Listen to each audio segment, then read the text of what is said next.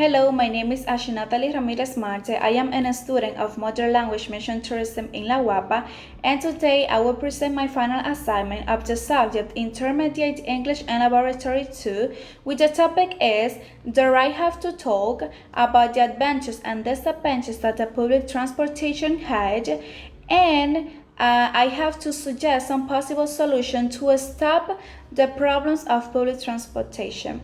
Well, first of all, it is important to say that the public transportation are those kind of vehicles that give public service, such as bus, train, public cars, even airplanes, and others.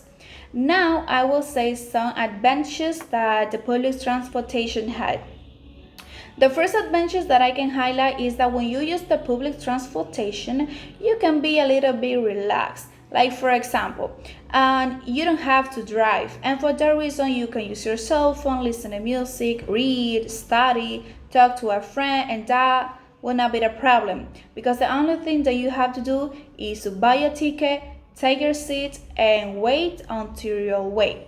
The second advantage that the public transportation had is that and it's inexpensive. Like for example, the only thing that you have to do is to buy a ticket, and that ticket is inexpensive, and you don't have to pay parking, insurance, gasoline. But if you have a private car, for example, you have to pay all those things, so that will be expensive. The another advantage that the public transportation had is that you avoid the traffic. When you use the train, you will not have traffic, and some biggest city, for example, some city on the United States, they have way only for bus, and the bus wouldn't have traffic.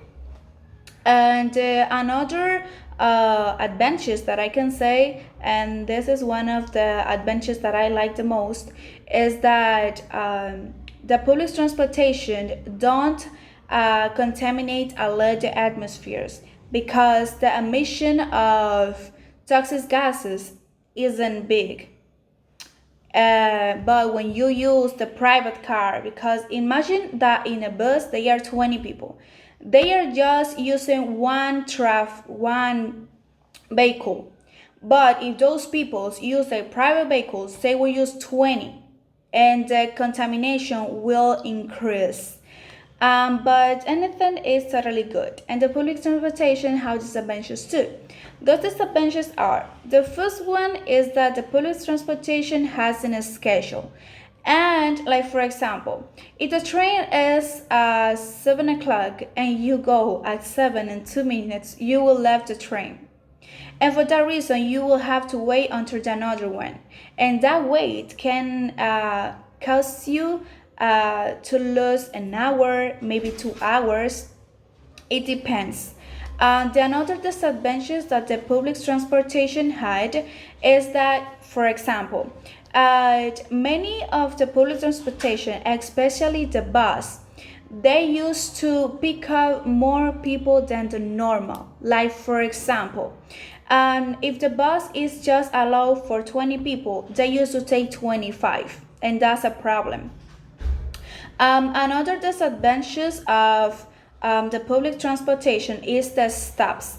Like for example, the train, the public car, and the bus, they had to do some stop to pick up passengers, and in that stop you waste time. For that reason, if you have to go to your work, for example at night, you have to take the public transportation at 7 or even at 8, because you don't know what stop will happen. And now I will say some possible solution to stop the public transportation problems.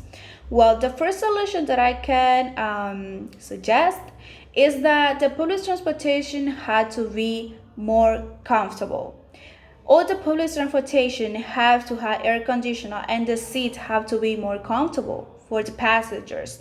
And the second solution that I can suggest is that the public transportation can't allow more people than the normal. Like for example, if the bus is just for 20, you can allow 25, because that will be a problem, and that will be uncomfortable to the passengers. Thank you very much.